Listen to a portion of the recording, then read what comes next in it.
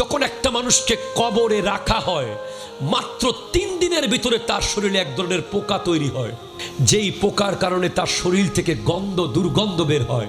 ওই দুর্গন্ধ এমনভাবে বের হয়, ওই দুর্গন্ধ আরো অসংখ্য পোকাকে ডাকে। হাজার হাজার পোকা তার কবরে এসে প্রবেশ করে। এরপরে ওই গোশতগুলো আস্তে আস্তে সমস্ত পোকারা ওই গোশত খেয়ে ফেলে।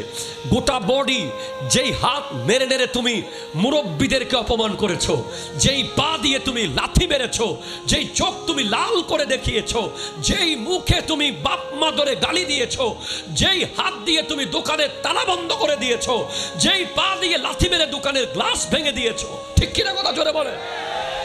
3 দিন পরে মাটির ভেতর থেকে এত পোকা বের হবে, এত পোকা বের হবে যে হায় হায় হায় হায়।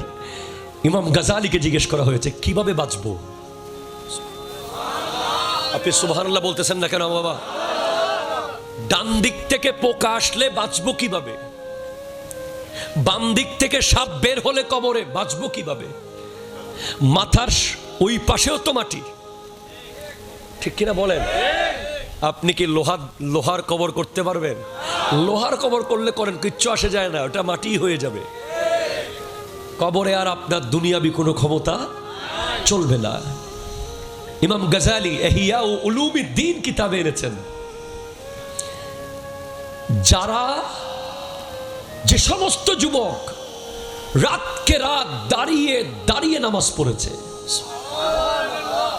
সুবহানাল্লাহ জোরে বলেন। তুমি তো ফজর পড়ো নাই, তুমি তো জোহর পড়ো নাই, তুমি তো আসর পড়ো নাই, তুমি মাগরিবও পড়ো নাই, তুমি এশাও পড়ো নাই। তোমার সাহস দেখে আমি অবাক হই, তুমি কেমনে পারলে এত সাহস দেখাতে? তুমি কি শোনো নাই 3 দিন পরে তোমার মাটি, তোমার এই বডি, যেই শরীরে তুমি কোনোদিন শীতকালে একটু ফাটতে দাও নাই, দামি দামি লোশন ব্যবহার করেছ, যেই ঠোঁট ফেটে যাবে বলে তুমি কত দামি দামি ভ্যাসলিন ব্যবহার করেছ, যেই হাত ফ্যাকাশে না হওয়ার জন্য কত দামি দামি সাবান তুমি ব্যবহার করেছ, যেই চুলের যত্ন নেওয়ার জন্য পৃথিবীর দামি দামি ব্র্যান্ডের জেল তোমার বাসায়, কত শ্যাম্পু তোমার ঘরে, তোমার এই চেহারা, এই হাত, এই পা, তোমার গায়ে একটা স্পট না পড়ার জন্য তুমি সান রোদে গেলে তোমার মুখে তুমি ওই প্রোটেক্টর ইউজ করে যাও। এত কিছু তুমি করেছো এই শরীরটাকে সেফ করার জন্য, কিন্তু এই শরীর জাস্ট 3 দিনের মধ্যেই খেয়ে ফেলবে। 3 দিন পরে এমন কিছু পোকা আসবে যারা গোশতগুলোকে খুবলিয়ে খুবলিয়ে খেয়ে ফেলবে। খেতে খেতে এক পর্যায়ে লিভার, কিডনি, ফুসফুস সব খেয়ে ফেলবে, জাস্ট হাড্ডিগুলো থাকবে কঙ্কাল। মাত্র 40 দিনের মধ্যে সব খাওয়া শেষ হয়ে যাবে।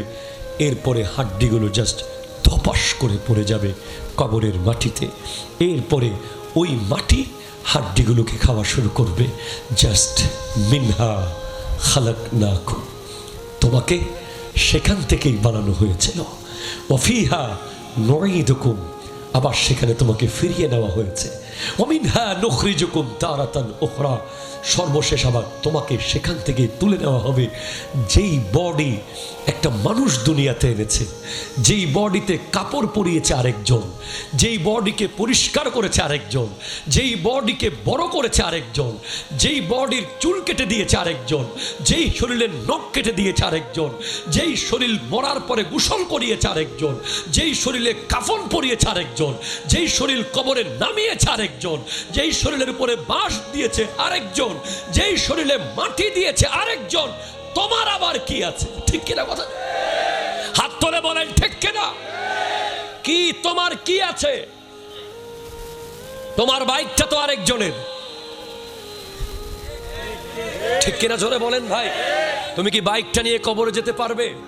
বাইকটা আরেকজনের, তুমি গেলেই আরেকজনের হয়ে যাবে।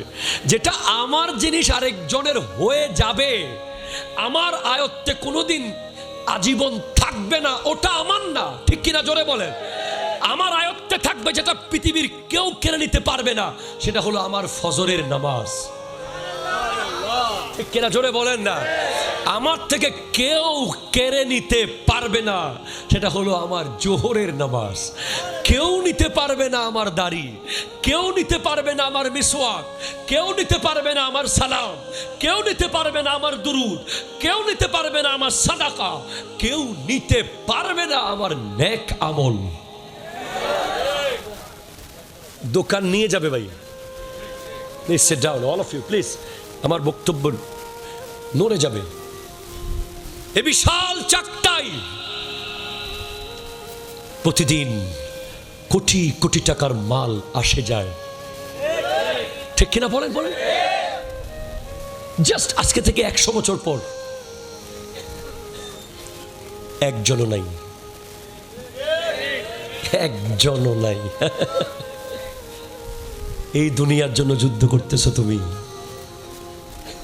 জাস্ট 100টা বছর যেতে ভবিষ্যতে 100 মাস লাগবে না।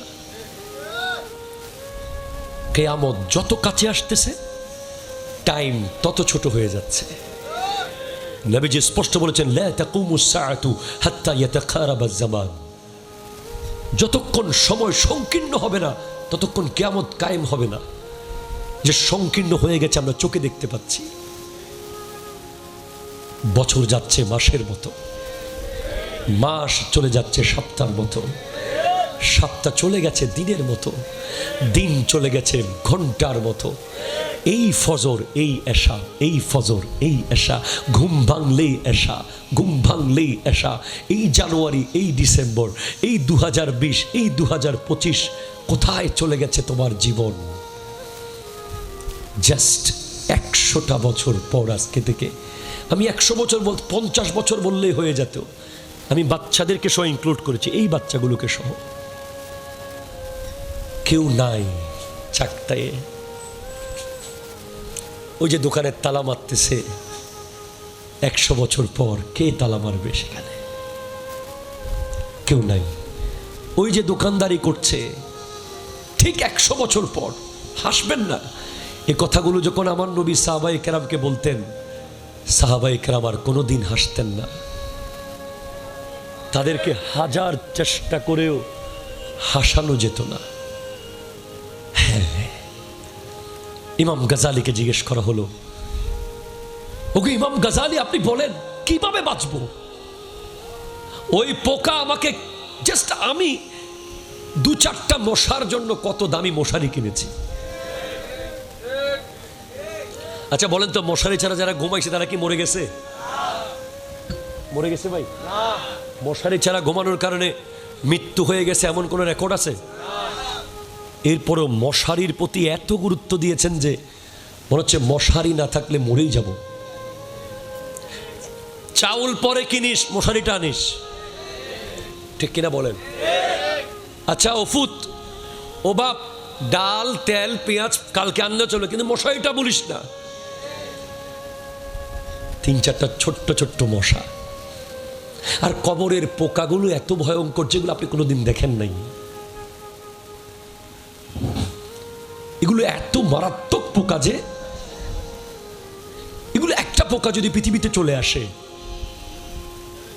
গোটা পৃথিবীর জনপদ বসবাসের অনুপযুক্ত হয়ে যাবে। ইমাম গাজালি লিখছেন, আমার নবীর হাদিস কোট করছেন যে যারা দাঁড়িয়ে দাঁড়িয়ে নামাজ পড়ে তাদের পায়ের দিক থেকে যখন পোকা আসবে, কোন দিক থেকে? সাপ আসবে, আযাব আসবে। নামাজ একটা স্ট্রাকচার হয়ে কবরে তার পায়ের ওই সাইডে গিয়ে দাঁড়িয়ে যাবে। একটু জোরে বলেন সুবহানাল্লাহ। কে দাঁড়িয়ে যাবে বলেন না? কে? আরো জোরে, কে কে কে? নামাজ। আপনি নামাজ পড়ছেন না। আপনি আমাকে বলেন না যে 10-20 টাকা দেবো, আপনি ফজরের নামাজ না পড়ে ঘুমান। আমি পারবো না ভাই। আমাদের এখানে অনেক অভিভাবক আছে যারা তাদের অনেক দোকানদার কর্মচারীকে নামাজের সুযোগ দেয় না। কথা বলেন ঠিক কিনা, জোরে কথা বলেন। অনেক সময় রেগে মেগে বলে কিউর নামাজ বেড়া,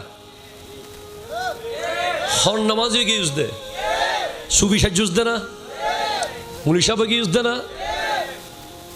খবরদার, অনেক বড় বড় অফিসার আছে যারা তার কর্মচারীদেরকে নামাজের সুযোগ দেয় না, ঠিক কিনা জোরে বলে। অনেক বড় বড় কোটি কোটি টাকার মালের ব্যবসায়ীরা আছে যারা কর্মচারীকে নামাজের টাইমে সুযোগ দেয় না। তুমি কি করেছো? তুমি এত বড় ভুল কিভাবে করলে? তুমি কেমনে আসল আর নকল চিনলে না, ঠিক কিনা জোরে কথা বলেন। তোমার কর্মচারী নামাজ না পড়লে সেটা তার ব্যাপার, তোমার উচিত যে তাকে মসজিদে পাঠিয়ে দেওয়া, ঠিক কিনা কথা জোরে বলেন। আমি আমার ড্রাইভারকে বলেছি নামাজের টাইম হবে, তুই আমাকে জিজ্ঞেস করবি না, গাড়ির জায়গা মসজিদের পাশে নিয়ে পার্ক করবি, ঠিক কিনা বলেন। আপনি তাকে কত বড় সুযোগ করে দিয়েছেন জানেন? সে এমনে নামাজ পড়ে না, সে তো আপনাকে আটকাই দিবে কিয়ামতের মাঠে। আল্লাহ আমাকে নামাজের সুযোগ দেয় নাই। সে কর্মচারী কি বলবে? আমাকে নামাজের সুযোগ দেয় নাই আমার বস, নামাজের টাইমে আমাকে মাল বিক্রি করতে বলেছে, আমি নামাজ পড়তে যেতে চেয়েছিলাম, আমার বস আমাকে বলেছে যে এত নামাজি সাজিস না, তাকে ধরেন, ঠিক কিনা কথা জোরে বলেন। তওবা করেন যারা এতদিন সুযোগ দেন নাই। আমি আমার ব্যবসায়ী ভাইদেরকে বেশি ভালোবাসি যে কারণ তাদের ব্যাপারে এমন হাদিস আছে, আমরা অনিশ্চিত, তারা নিশ্চিত। এক দৃষ্টিকোণ থেকে আমরা অনিশ্চিত যে নবীর পাশে দাঁড়াতে পারবো কিনা। আমি তো ব্যবসা করতে পারি নাই, আমার নবীর সুন্নাত আমি পালন করতে পারি নাই। বিজনেস করা ওয়ান কাইন্ড ভেরি ইম্পর্টেন্ট সুন্নাহ, জোরে বলেন সুবহানাল্লাহ। এটা সিদ্দিক আকবরের সুন্নাহ, এটা ফারুক আজমের হযরত সিদ্দিক আকবরের সুন্নাহ, আবু হানিফার সুন্নাহ। আমি তো পারি নাই, আপনি পেরেছেন। আমি জাস্ট দেখতেছি যে এখানে এই মাঠে যারা দাঁড়িয়ে আছে, যত ব্যবসায়ী এই চেয়ারগুলোতে বসে আছে, তারা একটু চেষ্টা করলে কিয়ামতের মাঠে হয়তো নবীর পাশে দাঁড়িয়ে থাকবে, অথবা সিদ্দিকের পাশে দাঁড়িয়ে থাকবে, অথবা শহীদদের পাশে দাঁড়িয়ে থাকবে, অথবা গৌসে পাকের পাশে দাঁড়িয়ে থাকবে। আপনার গোটা চাকটাই আপনি দিয়ে দিবেন যদি যে ওখানে গিয়ে যখন দেখবেন যে ইস, আমার পাশের দোকানের ব্যবসায়ী নবীজির পাশে, আমার পাশের দোকানের ছোট্ট পানের দোকানদার আবু বকর সিদ্দিকের পাশে দাঁড়িয়ে আছে। আপনি তখন বলবেন আল্লাহ তুমি আমাকে আবার পাঠাও, আমি আমার গোটা চাকটায় সব দোকান তোমার জন্য দিয়ে দেব, এরপরও কিয়ামতের মাঠে আমাকে 1 মিনিট নবীজির পাশে দাঁড়ানোর ব্যবস্থা করে দাও। সেদিন আর সুযোগ থাকবে না। আপনাদের জন্য নবীজি স্পষ্ট বলেছেন আত-তাজিরুস সাদুকুল আমিন, যারা সত্য ব্যবসায়ী, ন্যায়পরায়ণ ব্যবসায়ী, হালাল ব্যবসায়ী, তারা দুনিয়াতে কয় টাকা কামালো দরকার নাই, তারা শুধু মরুক, তারা দেখবে ডানে নবী বামে সিদ্দিক। তারা বোঝে না সেটা, তারা সেটা বুঝে নাই। তারা অধিক মুনাফা লাভের আশায় কত 2 নাম্বারই করেছে। মনে রাখবেন, অ্যাকর্ডিং টু সায়েন্স, বিজ্ঞান বলছে যখন একটা মানুষকে কবরে রাখা হয়, মাত্র 3 দিনের ভিতরে তার শরীরে এক ধরনের পোকা তৈরি হয়। কয়দিন? আরো জোরে, কয়দিন? মাত্র 3 দিনের ভিতরে তার শরীরে এক ধরনের পোকা ক্রিয়েট হয়ে যায়, যেই পোকার কারণে তার শরীর থেকে দুর্গন্ধ বের হয়। ওই দুর্গন্ধ এমনভাবে বের হয়, ওই দুর্গন্ধ আরো অসংখ্য পোকাকে ডাকে, হাজার হাজার পোকা তার কবরে এসে প্রবেশ করে। এরপরে ওই গোশতগুলো আস্তে আস্তে সমস্ত পোকারা ওই গোশত খেয়ে ফেলে।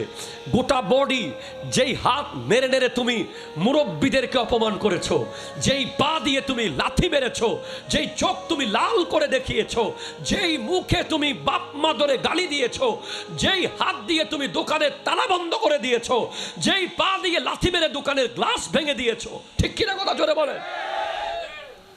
3 দিন পরে খেয়ে ফেলবে। কয়দিন? মোবাইল টিপিও না, কয়দিন? 3 দিন। যদি আমাদের ওয়াজগুলো যারা ক্যামেরাম্যান, সাউন্ড সিস্টেম ভাই যারা তারা যেভাবে শুনে ওভাবে যদি আরো একটু মন দিত, তারা সবাই অলি হয়ে যেত। আমাদের চেয়ে বড় অলি তারা হতো।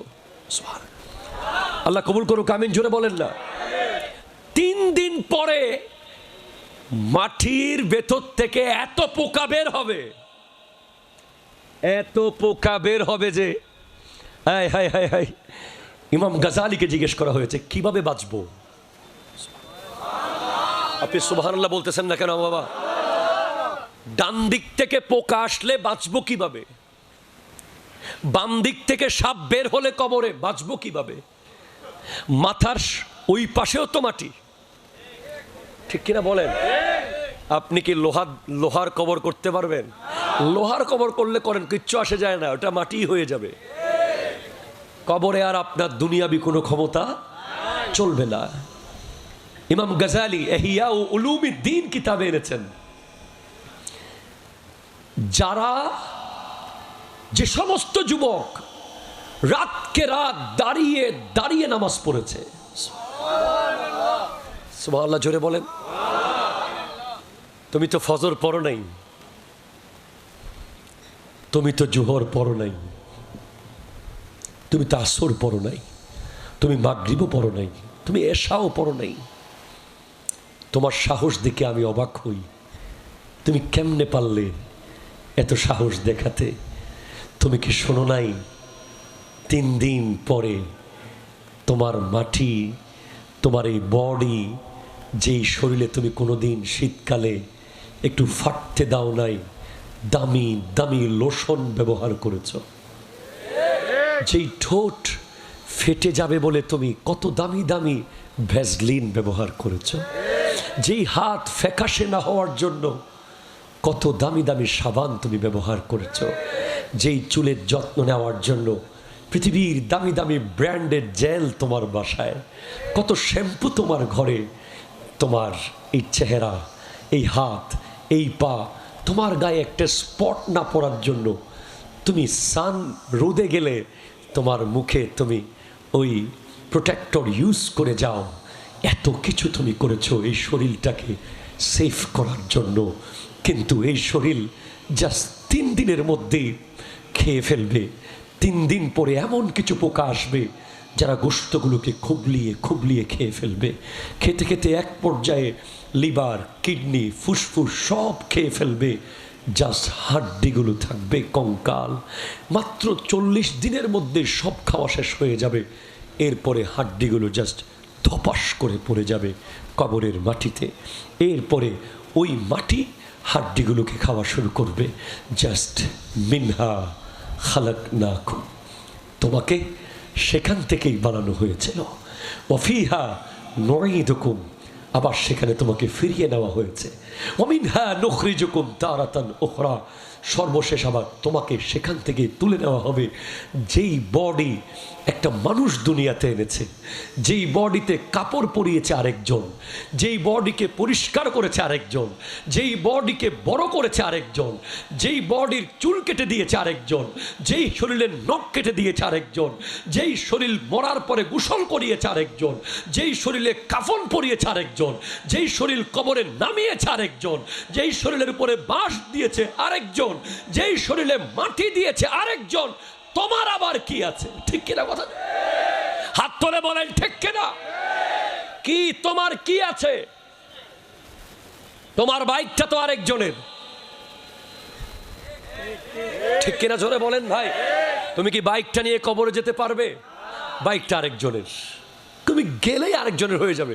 যেটা আমার জিনিস আরেকজনের হয়ে যাবে, আমার আয়ত্তে কোনোদিন আজীবন থাকবে না, ওটা আমার না, ঠিক কিনা জোরে বলেন? আমার আয়ত্তে থাকবে যেটা পৃথিবীর কেউ কেড়ে নিতে পারবে না, সেটা হলো আমার ফজরের নামাজ, ঠিক কিনা জোরে বলেন না? আমার থেকে কেউ কেড়ে নিতে পারবে না, সেটা হলো আমার জোহরের নামাজ। কেউ নিতে পারবে না আমার দাড়ি, কেউ নিতে পারবে না আমার মিসওয়াক, কেউ নিতে পারবে না আমার সালাম, কেউ নিতে পারবে না আমার দুরুদ, কেউ নিতে পারবে না আমার সাদাকা, কেউ নিতে পারবে না আমার নেক আমল। দোকান নিয়ে যাবে ভাই, please sit down all of you please, আমার বক্তব্য নড়ে যাবে। এ বিশাল চাকটাই প্রতিদিন কোটি কোটি টাকার মাল আসে যায়, ঠিক কিনা বলেন? বলেন, জাস্ট আজকে থেকে 100 বছর পর একজনও নাই, একজনও নাই। এই দুনিয়ার জন্য যুদ্ধ করতেছো তুমি, জাস্ট 100টা বছর যেতে ভবিষ্যতে 100 মাস লাগবে না। কিয়ামত যত কাছে আসতেছে টাইম তত ছোট হয়ে যাচ্ছে। নবীজি স্পষ্ট বলেছেন, লা তাকুমুস সাআতু হাত্তা ইয়াতাকারাবাজ জামান। যতক্ষণ সময় সংকীর্ণ হবে না ততক্ষণ কিয়ামত কায়েম হবে না। যে সংকীর্ণ হয়ে গেছে আমরা চোখে দেখতে পাচ্ছি। বছর যাচ্ছে মাসের মতো, মাস চলে যাচ্ছে সপ্তাহের মতো, সপ্তাহ চলে গেছে দিনের মতো, দিন চলে গেছে ঘন্টার মতো।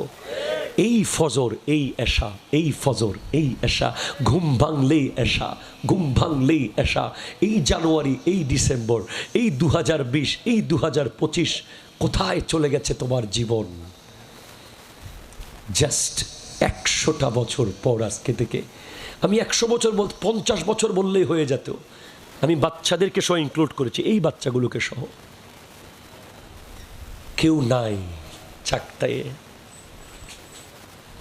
ওই যে দোকানের তালা মারতেছে, 100 বছর পর কে তালা মারবে সেখানে? কেউ নাই। ওই যে দোকানদারি করছে, ঠিক 100 বছর পর, হাসবেন না। এ কথাগুলো যখন আমার নবী সাহাবায়ে কেরামকে বলতেন, সাহাবায়ে কেরাম আর কোনোদিন হাসতেন না। তাদেরকে হাজার চেষ্টা করেও হাসানো যেত না। হ্যাঁ, ইমাম গাজালিকে জিজ্ঞেস করা হলো, ওকে ইমাম গাজালি আপনি বলেন কিভাবে বাঁচবো? ওই পোকা আমাকে, জাস্ট আমি 2-4টা মশার জন্য কত দামি মশারি কিনেছি। আচ্ছা বলেন তো, মশারি ছাড়া যারা ঘুমাইছে তারা কি মরে গেছে? মরে গেছে ভাই? মশারি ছাড়া ঘুমানোর কারণে মৃত্যু হয়ে গেছে এমন কোনো রেকর্ড আছে?